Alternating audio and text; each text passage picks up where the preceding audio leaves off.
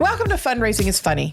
I'm Lynn Wester. And I'm Clay Buck. Join us to share in laughter and stories as we take a lighthearted look at the profession that we love so much, fundraising. Because sometimes we just have to laugh at ourselves. Laughter through tears is my favorite emotion.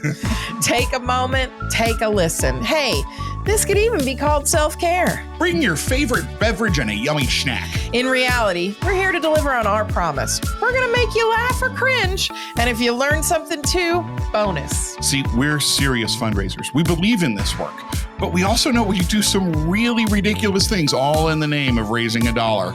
Maybe if we laugh at and with them and at ourselves, we can bring a little joy to everybody in our sector. Now, don't worry. In that pursuit of joy, we won't name names, but the stories we share are 100% real life in the world of nonprofit fundraising. Because, come on, fundraising is funny. Hi, everybody. Hello, Lynn, and everybody out there in podcast land. That was a terrible, terrible greeting. Yeah. But me first. You first, always. Speaking of me first. I was trying to be like you. I was comparing myself to you. And I failed. How'd that work out for you? Funny that, because I feel like you might have a story around that. So, okay. We're here in Vegas. Okay. I enjoy Vegas. Is this another Vegas episode? Well, all things happen. Like we lots do record of things here, happen, so I know. And they make good stories. So, maybe in the morning when I get a light bite and have my first Fiji water of the day, I also like to hit my penny slots because I feel like... Wait. I need you, please, to slow down and articulate that a little better, because I think if I heard what I just heard, I think some of our listeners might have heard what I just heard. Okay. So just state that again. Your what? As one does. Yes. My penny slots. Penny slots. Okay, yeah, I have to enunciate just sometimes. Sure. I have enunciation issues because I'm Southern. But I like to do a little, gamble while I have my yogurt parfait or banana or my first Fiji or third Fiji of the day. You do you, boo. I just feel like they're more generous in the morning. Okay. The slots. There is rumor. There is a method. There is a system. You absolutely can game the system, pardon the pun, because sure, yes, absolutely. So millions of people before you have had slot strategies and done quite well, right? And then sometimes you just are there to. That's actually not true. Okay, I'm teasing. I'm like, there are strategies. Yeah. Anyway, I like entertainment with my breakfast. I know you do. It's either that or Real Housewives, and so sometimes, Real Housewives, sometimes slots. But I get so. Anywho, I'm sitting there, and it's very early in the morning, and the casino's empty. Ding, ding, ding, but you still hear all the ding, ding, ding. And there's 3 chairs, and I'm at the middle one. And someone said, came by and said, hi, I'd like to sit here and gamble at the chair right next to me. And I was like, oh, okay. Like literally the one next to you. Yeah. So what was like a row of 3 or row of 4? Row of 3. Oh, okay. I was in the middle on purpose. Oh, I gotcha. Okay. All right. Literally right next to me. So I was like, okay, well, it is what it is. Awkward, but nothing. And I'm a dedicated penny slots player, $2 to $4 bets, Okay. If you bet higher than I do, but well, okay. Yep, good. Well, you win the Wonkavator and I don't. That's another episode for another day. That's a surprise and delight episode. That's a surprise and delight episode. We will tell the Wonkavator story. We will tell the Wonkavator story. So a person sits down next to me. And she puts $20 in her machine, and I have a couple hundred in mine. And it strikes me about 3 to 4 spins in that she has bet 75 cents and starts winning. Now, the winning is like, $12, $11, $9. And I am tickling my piggies. That's slot term for playing my slots. It's a pig game. It's fun. And I'm like, oh, this is fun. And then I start seeing her. The pigs are oinking. The coins are going. Yeah, I know we've referenced this in a couple of episodes. There really is a game that has these pigs and they snort and do things, and you do have to tickle them. Like it's a whole thing. It's amazing. Yeah. And she's doing all of that. And I'm like, oh. And I look over but try not to look over. Oh. And her $20 like turned into $60. And meanwhile, mine's going the other way. My $160 is turning into $20. And I'm really, really trying not to give her the eyeballs. Because the more she's winning, the madder you're getting. I don't know if it's mad as much as frustrated, perturbed, sad, jealous, all the feelings. Can I interject with a question? Yes. Okay, so all kidding aside, we know slots are random. Literally, you put money It's not random when she took the chair next to me. You put money in, you hit a button, and it's and the computer tells you if you're going to be happy or not. But that's a whole other episode. Yes. Do you have moments, though, when you're sitting next to somebody like at a slot machine and they're winning and you're losing and you start to go, what am I doing We're doing wrong? The same thing, hitting the button now. What am I doing wrong? What is wrong with me that I can't win at a random game of chance, but this person is sitting next to me and they're winning? And like, there's some I would call them interesting, or if they were wealthy, they'd be eccentric folks who like slap the button or like do things and like rub the screen. And I'm not one of those. Yes. I'm not. I mean, so every now and again I tickle the piggies, but back in my day, it used to be you hit the button 3 times and then you pulled the lever once, right? Because that would reset the machine. Oh, of course it does. Oh, yeah. And that's why we're sitting in your mansion. That's been built with slot winnings, right? No, we're sitting in a converted garage. Right, exactly. Well, fine. Different. Same thing. It's called a casita. It is called a casita. It makes it sound fancy. But so I'm looking over there and she has a finger and she's hitting the button. And I have a finger and I'm hitting the button. I even at one point started doing it with my left hand because she was doing hers with her left hand. And then I was like, what are you, your mother? You're not left-handed. Calm down, But all this, and I realized that, my little morning slot time is like my little enjoyment time, just me having a little fun. At night when I play the slots and there's lots of people around, and there's like good buzz and everybody's like, yay. When it's all by myself and then somebody sits down and I start comparing, I don't feel so good inside my soul, not to mention I'm losing money. Can I add to your story? I would love for you to add. And I'll start, as I often do, with a question. How many times have you gotten an early morning text from me before I text and say, good morning, did you sleep well? How are you? But you get some profanity laden. I'm 5 out of 7 dentists can't be wrong. Because like you, and I am not a morning person. And I am. Yay, 5 a.m. I get up at 5 a.m. It just takes me until noon to be functional. And 7 cups of coffee. I like to sit. I only drink 1 cup of coffee a day. But anyway. It's the Pepsis. There we go. I like to sit at the kitchen counter and have my hot, fresh coffee and sort of read through email, he checks social media. Don't let him fool you that he's doing something productive.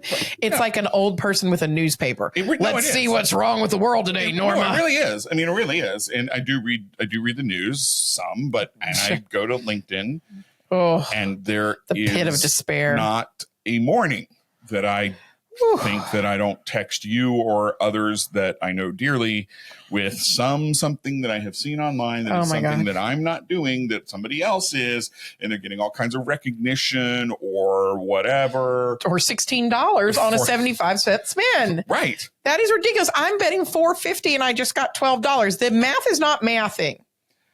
Comparison is the thief of joy. But that's my morning joyful piggy time. Right. And she stole it from me.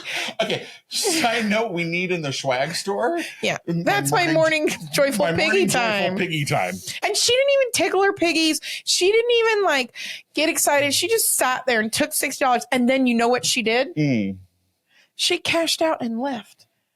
And I sat there. Oh. I was thrilled she left because I wanted to put my backpack back up on the chair, but as one does when spreads sometimes, but sure. So all this, and I'm thinking, my gosh, Clay, it reminds me of something else, and I will say it when we get back from our snack break. Are we taking a snack break? We're going to take a snack break. Can I suggest that we share a snack? Because I promise you, if you have a snack that I don't have, Oh my gosh. Hold it right there. No. Pause. Because I've got the ultimate thief of joy comparison. Tell me. When we come back. After a snack. Okay.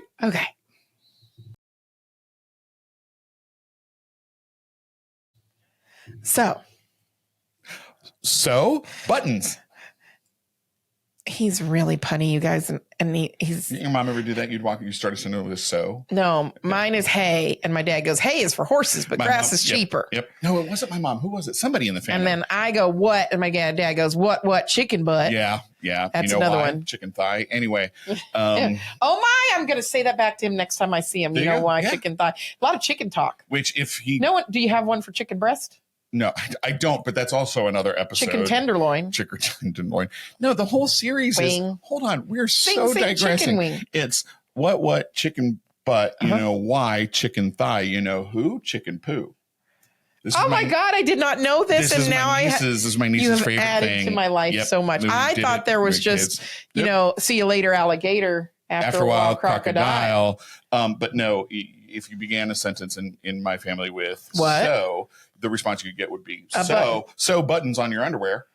Oh. Which makes no sense. Why would I have a button on my undies? Okay, so when we left for snack break, before we digressed. Okay, we were talking about comparison being the thief of joy. And you said you had I was talking about gambling, but I have an even better one. Tell me. Especially here in Vegas. Tell me. When the server comes by. Oh. And you've already ordered. Oh. And someone has ordered better than you. You don't even know. Oh my God. Like I almost tackled somebody at breakfast the other day over a breakfast burrito. And you're sitting there disappointed in your very good, very yummy breakfast. Because that you love because you didn't get. Okay. So. Oh my God. Are we the only ones? Okay. Go to fundraisingIsfunny.com and let us know if we're the only ones that have meal. And what are the things that you compare? Yep. What are the things that steal your joy? Are you a guilty orderer, or do you do like my parents? Like mom will want the salmon and dad will want the chicken. And so because they've been married 63 years, my dad will order the chicken so that my mom can have some.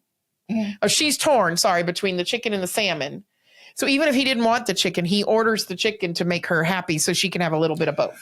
So I love stories about your parents. I will sit here for Bill and Norma stories for the rest of my life. They're the best. We are 12 minutes in. We've had a snack break. And I have a feeling that our listeners are going, are y'all going to talk about fundraising? Oh, well, I got distracted by food and pigs. Speaking of bacon.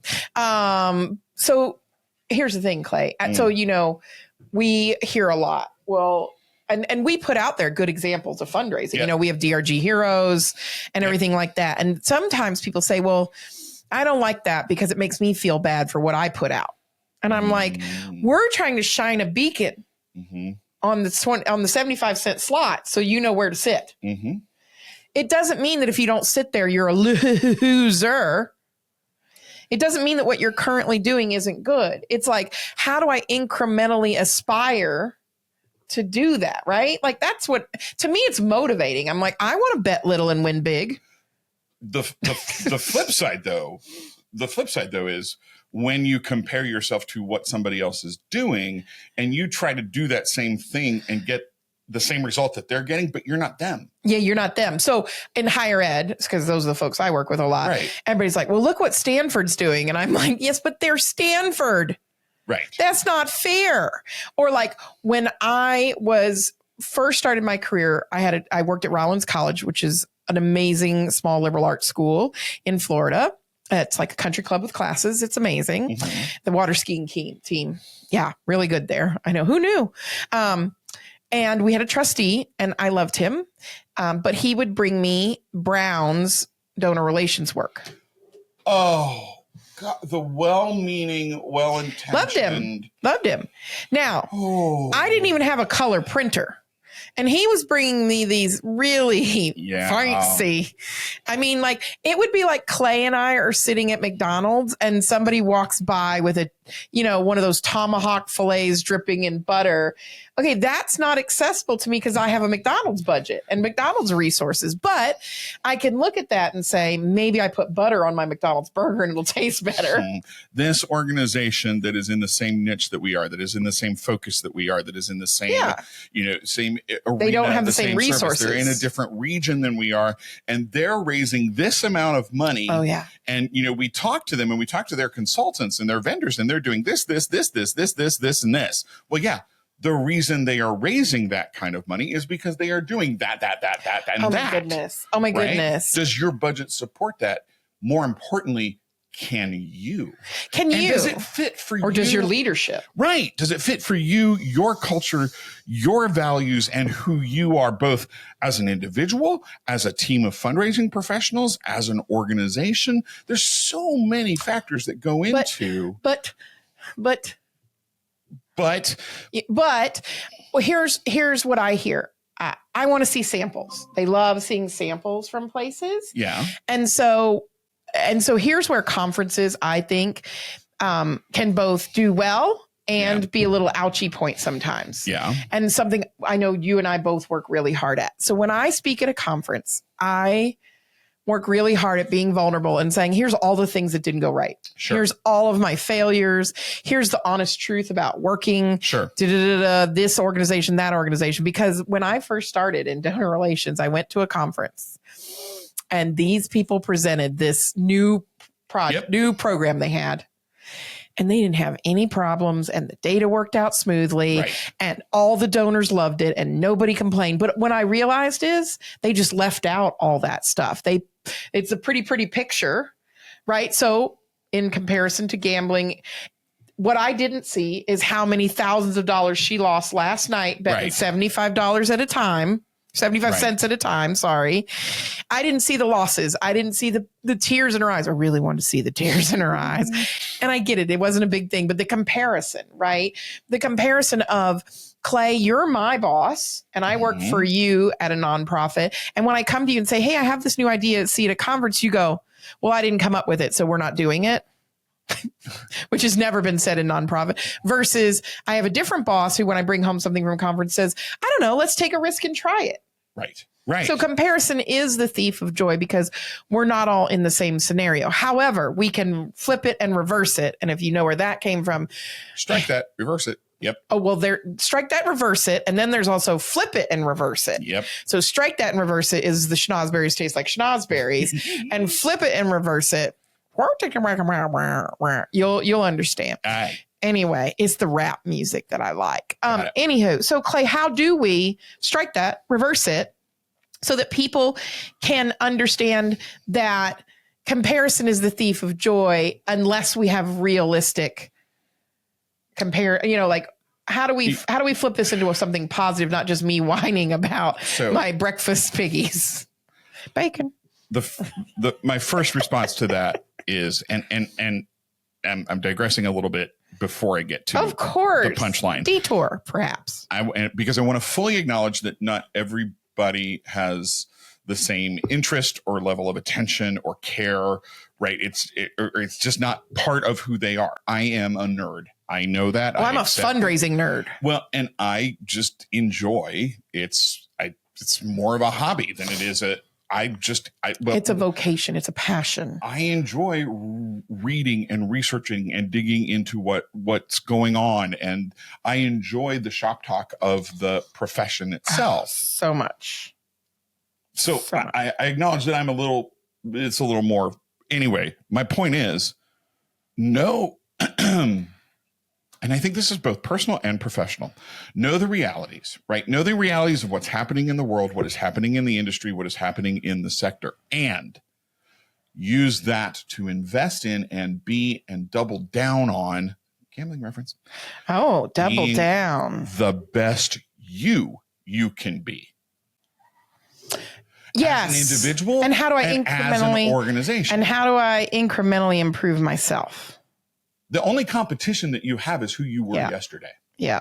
Which I know is all like foo-foo, woo-woo, sounds good, lovely stuff. It is, we are built, the human brain is built to compare. That is how our brains work. We see external stimuli, we absorb it, we bring it in, and we attempt to be like that based on our goals, our values, etc. Being the best you can be. The question is, yes. Are you confident that what you're doing is the best that you can do? Yeah, for yourself, for your organization. I'm going to commit a little fundraising blasphemy here. Oh, I love this. There is no easy button. What?